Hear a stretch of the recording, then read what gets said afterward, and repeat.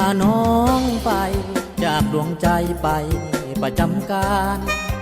หน้าที่อ้ายเป็นทหารรักษาลำธารเขตน้ำแดนดิน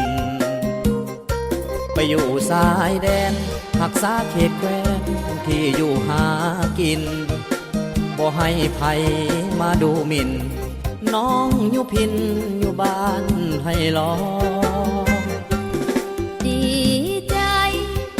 ที่ได้แฟนเป็นทหารน้องอยู่ทางบ้านจะประสานเรียกงานตั้งต่อคอยเป็นแม่บ้านสาหรือนานน้องก็จะรอมีอายคนเดียวนี่หนอยันแต่พ่อทุนหัวเปลี่ยนใจลมหนาวคอนแจ้งหัวใจสะอื้นนอนกอดกระปืนบ่สดชื่นเหมือนกอดขวัญใจเมื่อยามกินข้าวกินฮอดเจ้ายามจากมาไกลเห็นนกนั่นง้อยกิ่งไม้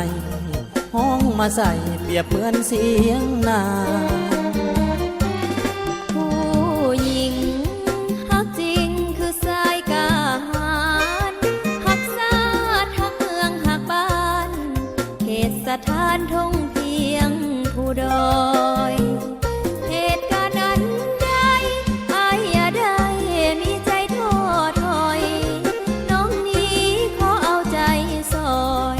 จะรอคอยแต่อายสายใจน้องเอ๋ยขอเอ่ยคำว่าขอลาถ่ายเดือนเด้อให้อายมาน้องสิถ่ายอายมาไวอายไปเพื่อสาน้องก็ฮักษาเหนือสิ่งใดฮักเขาคงสุขสมใจเมื่อสาดเราได้คงเมืองทาว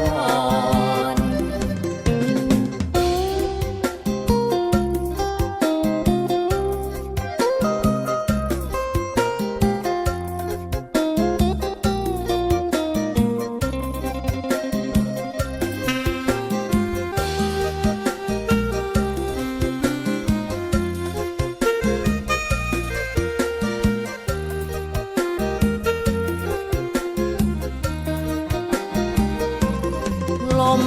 หนาวคอนแจ้งหัวใจสะอื้นนอนกอดกระปืนบ่สดชื่นเหมือนกอดขวัญใจเมื่อยามกินข้าวกินฮอดเจ้ายามจากมาไกลเห็นนกนั่นง้อยกิ่งไม้ห้องมาใส่เปรียบเหมือนเสียงนา